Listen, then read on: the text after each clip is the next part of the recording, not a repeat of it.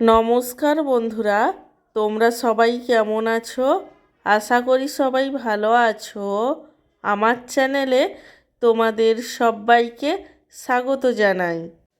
আজকে আমার লাঞ্চের থালিতে কি কি মেনু আছে তারই ভিডিও তোমাদের সাথে শেয়ার করব।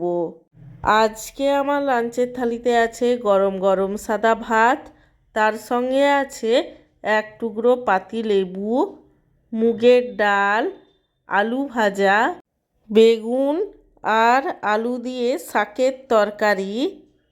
শাকের তরকারির পরে রয়েছে কাঁচকলা আর আলুর তরকারি এবং সব শেষে রয়েছে মাছের ঝোল।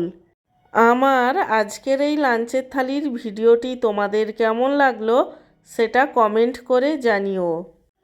আর ভিডিওটিতে লাইক দিতে এবং চ্যানেলটিকে সাবস্ক্রাইব করতে একদমই ভুলো না। সব শেষে তোমাদের সবাইকে জানাই আমার তরফ থেকে অসংখ্য ধন্যবাদ ভিডিওটি দেখার জন্য।